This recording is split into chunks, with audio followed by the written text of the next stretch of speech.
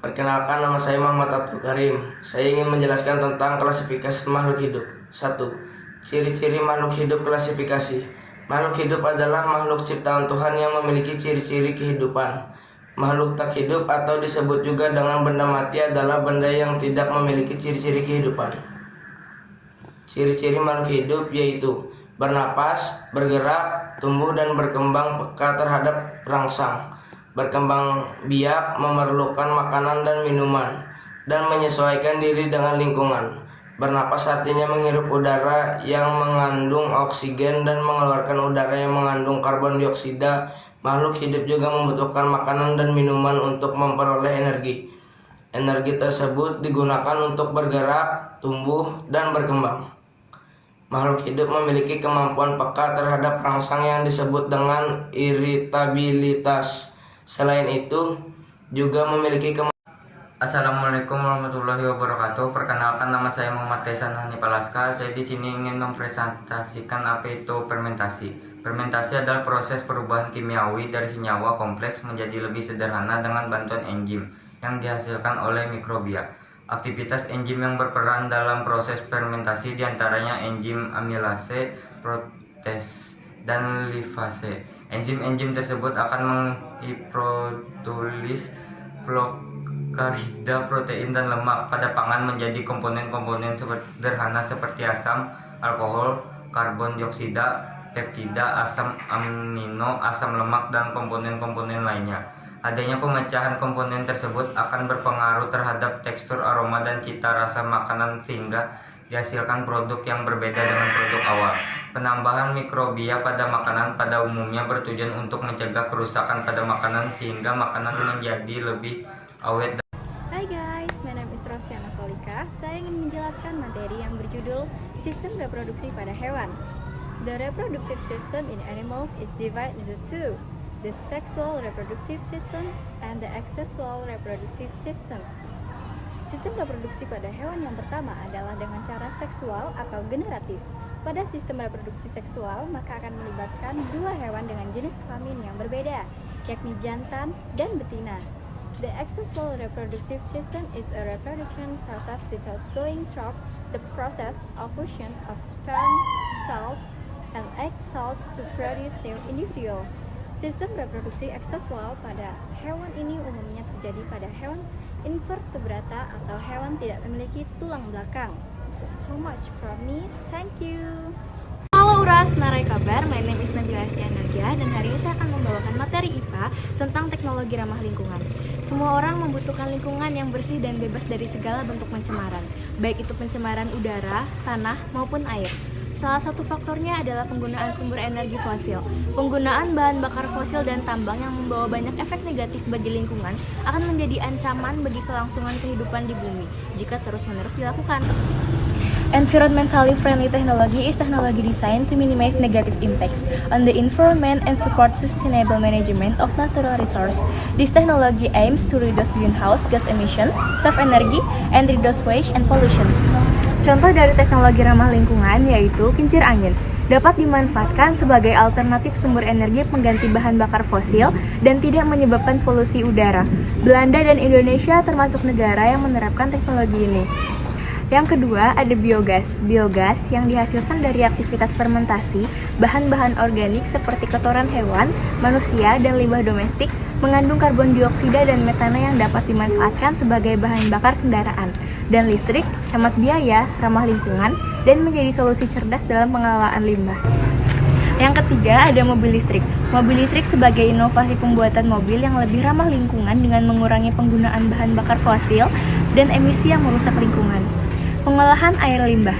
Teknologi pengolahan air limbah juga merupakan yang sangat penting.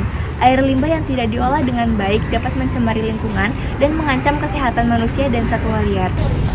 Kesimpulan, by implementing environmentally friendly technology in our daily lives, we can help reduce negative impacts on the environment and improve our quality of life. Meskipun biaya awal mungkin lebih mahal, namun bermanfaat jangka panjang yang didapatkan sangat berharga bagi keberlangsungan hidup manusia dan lingkungan.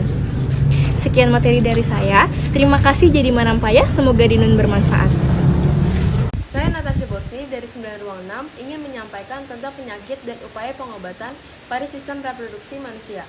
Penyakit pada sistem reproduksi manusia yang pertama yaitu AIDS, Acquired Immune Deficiency Syndrome.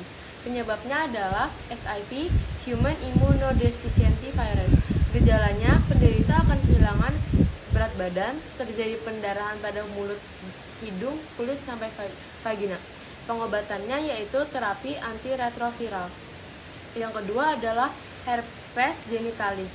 Penyebabnya adalah virus herpes. Gejalanya yaitu timbulnya rasa gatal dan lelepuhan di daerah sekitar genital. Yang ketiga adalah sifilis atau yang biasa disebut raja singa. Penyebabnya adalah bakteri Treponema pallidum. Gejalanya yaitu timbul luka yang tidak terasa sakit di daerah sekitar alat kelamin, bahkan dapat pula di mulut. Pengobatannya yaitu suntik antibiotik. Sekian dari saya, terima kasih. My name is Muhammad Faruk Wirawan and I will explain about listrik dinamis. Listrik dinamis adalah cabang ilmu listrik yang mempelajari tentang aliran listrik. Pada dasarnya, listrik dinamis mengkaji bagaimana listrik bergerak melalui penghantar seperti kawat atau logam. Aliran listrik ini terjadi ketika muatan listrik, biasanya elektron, bergerak melalui penghantar dalam sebuah sirkuit tertutup yang menciptakan arus listrik. Arus listrik ini memiliki arah dan besaran tertentu yang diukur dalam ampere. Konsep dasar dalam listrik dinamis meliputi hukum Ohm, hukum Kirchhoff, dan rangkaian listrik. Listrik dinamis memiliki banyak aplikasi dalam kehidupan sehari-hari, seperti dalam pembangkitan energi listrik, transportasi, dan elektronik. Terima kasih. Nama saya Bintang. Saya akan menjelaskan materi tentang pengklasifikasian makhluk hidup. Pengklasifikasian makhluk hidup adalah cara pengelompokan makhluk hidup berdasarkan kesamaan dan ciri yang dimiliki. Tujuan dari klasifikasi makhluk hidup adalah untuk mempermudah mengenali, membandingkan, dan mempelajari makhluk hidup. Sistem klasifikasi yang saat ini digunakan yaitu sistem klasifikasi Linnaeus, yaitu sistem klasifikasi makhluk hidup berdasarkan takson.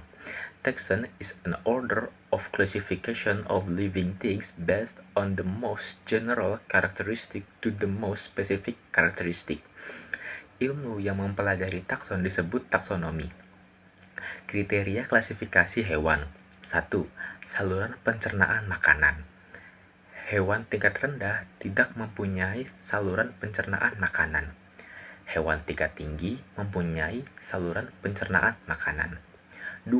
Kerangka tubuh atau skeleton. Kerangka luar eksoskeleton atau kerangka dalam endoskeleton. 3. Anggota gerak. Dengan kaki atau bukan kaki. Sekian, terima kasih. Hello, my name is Muktirani Putri. I am from 9 Room 6. Biotechnology is a modern technique for changing raw material through biological transformation so that it become a useful product. Biotechnology secara umum berarti meningkatkan kualitas suatu organisme melalui aplikasi teknologi. Aplikasi teknologi tersebut dapat memodifikasi fungsi biologis suatu organisme dengan menambah gen dari organisme lain atau merekayasa gen pada organisme tersebut. Perubahan sifat biologis melalui rekayasa genetik tersebut menyebabkan lahirnya organisme baru. Produk bioteknologi dengan sifat-sifat yang menguntungkan bagi manusia. Mungkin ini saja yang bisa saya sampaikan. Terima kasih.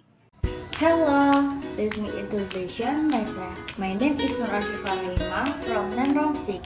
Saya akan menjelaskan tentang sistem pernapasan pada manusia. Respiratory system pada manusia adalah sekumpulan organ yang terlibat dalam proses pertukaran oksigen dan karbon dioksida dalam darah.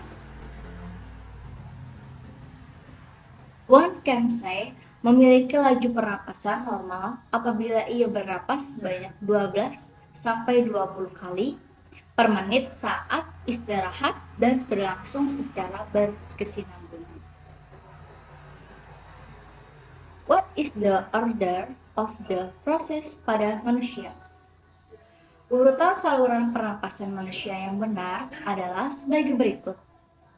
1. Rongga hidung. 2. faring, 3 laring, 4 trakea, 5 bronkus, 6 bronchiolus, 7 alveolus, dan 8 paru-paru pulmon. Terima kasih.